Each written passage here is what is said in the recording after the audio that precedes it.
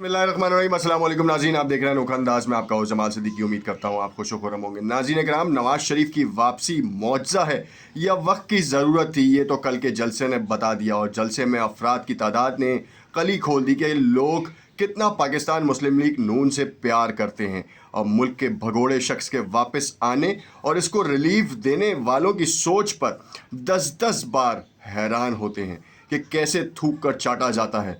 Peoples party को side line कर दिया गया, जिसका इजहार पिछले कई दिनों से मालूम हो रहा है। और कैसे सिंध में पार्टियों की वफादारियां तब्दील की जा रही हैं। JUI को बाकायदा तौर पर MQM के साथ इल्हाक करने पर मजबूर कर दिया गया और पीपल्स पार्टी को अकेले कर दिया गया। GDA को MQM के साथ मिला दिया गया। यानी कि सिंध में पीपल्स पार्टी के ऊपर अब जो है क्रैकडाउन शुरू होने वाला है।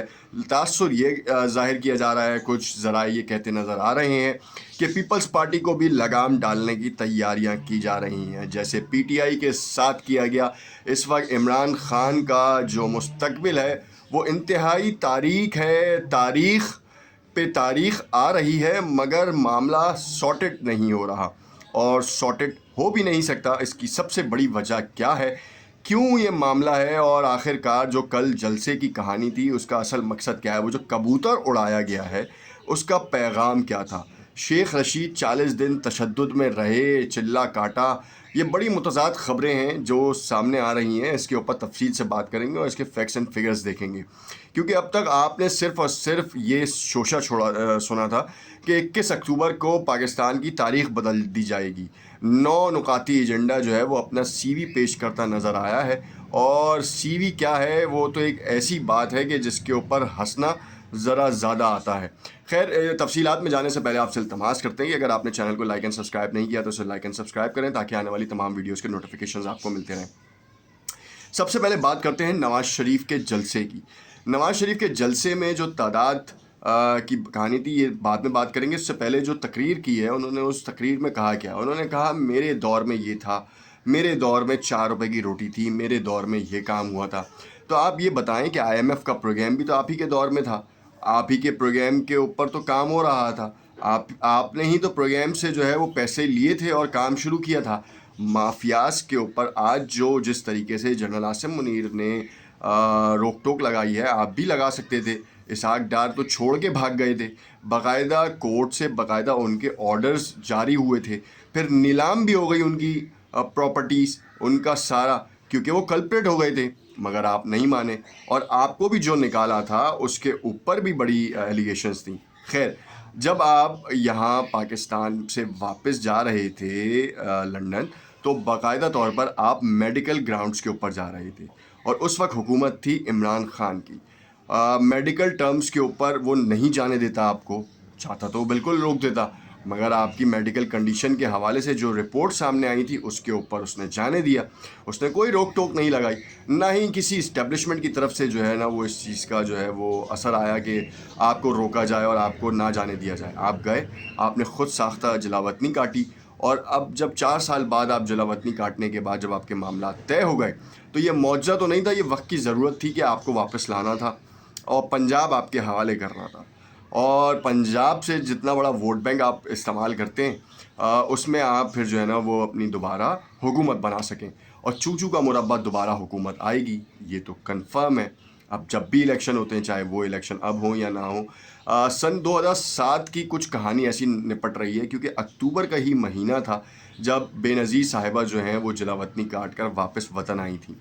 और उनके वतन आने के ऊपर जो है आपने देखा कि कितना सोगवार सान्या हुआ। कराची में सान्या कारसाज जो आज तक मनाया जाता है। 21 अक्टूबर को नवाज़ शरीफ आए हैं, वो 18 अक्टूबर को हुआ था और उसके 3 माह बाद जो है वो तकरीबन 27 दिसंबर को उनको बाकायदा शॉट कर दिया गया लियाकत बाग रावलपिंडी में।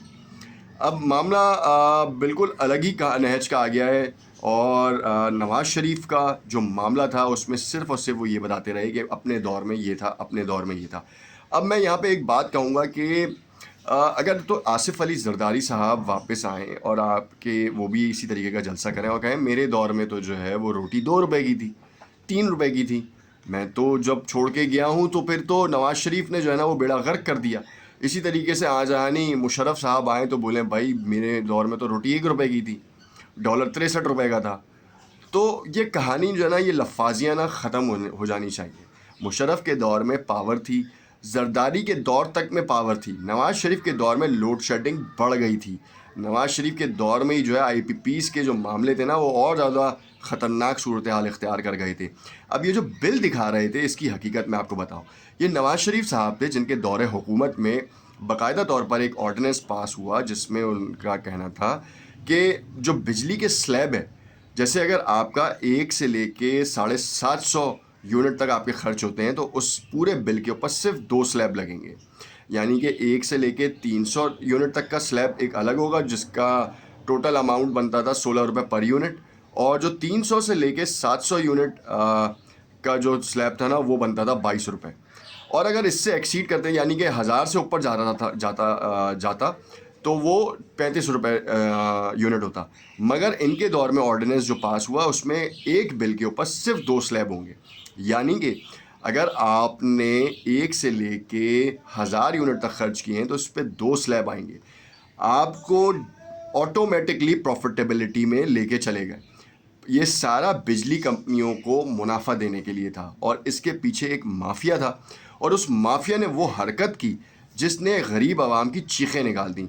आज भी, पहले क्या होता था मुशर्रफ दौर में, जरदारी दौर में, कि 1 से लेके 300 यूनिट तक का बिल आता था, 300 यूनिट से लेके 700 यूनिट तक का बिल आता था, और 700 यूनिट से लेके 1000 यूनिट तक का बिल आता था, और फिर 1000 से लेके वो 1600 के ऊपर जाता था, वो डबल टिबल हो जाता था, जो कि फेयर इनफ है।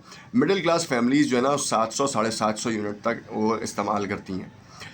अब हुआ क्या कि जो 3 स्लैब लगते थे उसमें उनको बचत होती थी। अब जब 2 स्लैब लगे ना, तो ऑटोमेटिकली जो 300 से ऊपर के जो यूनिट थे ना, वो डबल हो गए। यानी कि वो पूरा बिल जो है वो शदीद तरीन अजाब का शिकार हो गया। यानी कि 16 रुपये और 22 रुपये, तो वो पूरा 22 रुपये पे चला गया पूरा फिगर। और उस पूरे फिगर से जो है ना, ऑटोमेटिकली अगर 400 यूनिट है तो 22 के हिसाब से अगर आप 4 रुपये फी यूनिट भी लगाएं, तो आप देख लेंगे कितना आपका बिल बनता है। 4000 रुपये का आपका इजाफा ऐसे ही हो गया। तो ऑटोमेटिकली ये फ़ायदा जो है वो पर कंज्यूमर जो है वो दिया गया इलेक्ट्रिक कंपनीज़ को, और ये इतना खामोशी से किया गया जिसकी कोई मिसाल नहीं मिलती। और दूसरी चीज़, जब नवाज़ शरीफ साहब वापस जा रहे थे, इक़्तिदार छोड़ रहे थे, तो उनको ये मालूम था कि दूसरी बार इक़्तिदार उनको नहीं मिलेगा। तो इसी वजह से उन्होंने सैलरीड पर्सन का टैक्स इतना ज़्यादा ख़त्म कर दिया, क्लोज़ कर दिया, कि वो जहाँ 10,000 रुपये टैक्स देते थे, वहाँ वो 250 रुपये देने लगे। ये मैं आपको फैक्ट्स एंड फिगर्स बता रहा हूँ, आप चेक कर सकते हैं। सन 2018 में जब वो गए हैं, तो उनकी हुकूमत में सबसे बड़ा काम ये था कि उन्होंने सैलरीड पर्सन का टैक्स ख़त्म कर दिया, जिसने मुल्क का वो बेड़ा गर्क किया, वो काम ख़राब किया है कि जिसने सारा निज़ाम जो है ना वो चौपट कर दिया, बिल्कुल ख़त्म कर दिया। इमरान खान आए, इमरान खान ने इस चीज़ को देखा, अब वो दोबारा बढ़ाते तो अवाम पागल हो जाती। अब वो यहाँ भी नहीं कर सकते थे, ना वहाँ कर सकते थे। ये थी नवाज़ शरीफ की चाल। इस चाल का तो कभी कोई तस्करा ही नहीं किया, ना कल उन्होंने नौ-नुकाती एजेंडे में ये काम किया, ना इस चीज़ का तस्करा किया। यही वो बातें हैं जो कि सोचने की थी कि कल उन्होंने ये बात क्यों नहीं की। क्यों उन्होंने ये बताया नहीं कि जब वो मेडिकल ग्राउंड्स के ऊपर गए थे, तो उन्होंने अपना इलाज कहाँ कराया। वो अपनी वालदा, अपने वालिद साहब, अपनी बीवी को रोते रहे। यहाँ बहुत सारे लोग रो रहे हैं। 9 मई से तकरीबन 10,000 के करीब अफराद जो हैं अभी इस वक्त कस्टडी में हैं।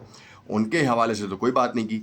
शेख रशीद साहब ने बाकायदा तौर पर कहा है कि अब मेरा जो मिशन है वो उन लोगों की रिहाई है जो 9 मई में जो है वो बंद हैं। अब मैं उनको वापस लेकर आऊँगा और आवाम को दिखाऊँगा कि किस तरीके से वो वापस आते हैं, क्योंकि उनका वापस आना बहुत ज़रूरी है। जो इक़्तिदार की घड़ियाँ हैं वो किसी न किसी के ऊपर तो बैठती हैं। कल जो जलसे की तादाद थी उसके हवाले से भी बात कर लेते हैं। उस हवाले से आपको बताऊं कि 4 डिपार्टमेंट्स की रिपोर्ट आई। हसास इदारों की रिपोर्ट ने कहा कि 1 लाख से 5 लाख का मजमा था। जो ओवरऑल कुछ टीवी चैनल्स ने ऐसी हिमाकत से भरी हरकत की कि मैं आपको बताऊं कि कुछ टीवी चैनल्स ने बाकायदा तौर पर पीटीआई के जलसे की कवरेज का जो क्लिप था वो लेके नवाज़ शरीफ के उसके ऊपर लगा दिया। अब झंडे जो है ना वो अपना कलर खुद बता देते हैं कि ये किस पार्टी से ताल्लुक़ रखते हैं। तो उसमें बाकायदा पीटीआई के झंडे नुमाया थे। اب جب وہ نمایاں ہو رہے تھے تو وہ پتہ چل رہا تھا کہ بھائی کہاں پہ کس کے پاس جا رہے ہیں وہ سارے جھنڈے، اور نواز شریف کی تو کلی کھل گئی. اور جو معتاد اندازے میں پولیس کے ترجمان کہتے ہیں وہ 75,000 کے قریب جو ہے وہ بتا رہے ہیں کہ افراد تھے جو شامل تھے جلسے میں. اب جب اگر 75,000 افراد جلسے میں شامل تھے تو کیسے وہ 10 لاکھ کا فقید المثال استقبال کی جو ہے بات چیت کی جا رہی تھی. مریم نواز صاحبہ خوب گرجی ہیں، خوب برسی ہیں اپنے ایم این ایز کے اوپر، ایم پی ایس کے اوپر، اور اپنے لوکل کراسپونڈنٹس کے اوپر.